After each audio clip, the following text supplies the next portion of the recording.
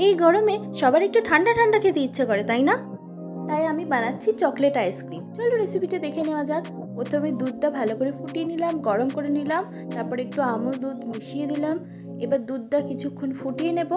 আমি আজকে ইউজ করছি আইসক্রিম মিক্সচার কোয়ালিটির। তো এই আইসক্রিম মিক্সচারটা ভালো করে দুধে দিয়ে নেব, দিয়ে নাড়াচাড়া করে দুধটাকে আরেকটু ভালো করে ফুটিয়ে নেব। মিক্সচারটা দুধের সঙ্গে ভালো করে মেশানো হয়ে গেলে এটা আমি ঠান্ডা করতে দেব।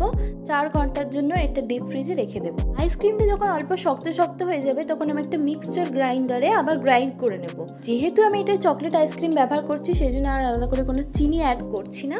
যখনই এরকম টেক্সচারটা ক্রিমি ক্রিমি মতো হয়ে যাবে তখনই আমি এটা 8 ঘন্টা থেকে 9 ঘন্টার মতো সেট করতে দেবো ডিপ ফ্রিজে। কোয়ালিটি আইসক্রিমের চকলেট আইসক্রিম ছাড়াও অনেকগুলো ভ্যারিয়েন্ট পাওয়া যায়, আপনারা অ্যামাজনে গিয়ে চেক করে নিতে পারেন। চলুন তাহলে দেখা যাক আইসক্রিমটা কতটা সেট হয়েছে। এই পদ্ধতিতে ঠান্ডা ঠান্ডা চকলেট আইসক্রিম এক্ষুনি ট্রাই করুন। ভালো লাগলে লাইক, কমেন্ট, শেয়ার এবং সাবস্ক্রাইব করতে ভুলবেন না কিন্তু।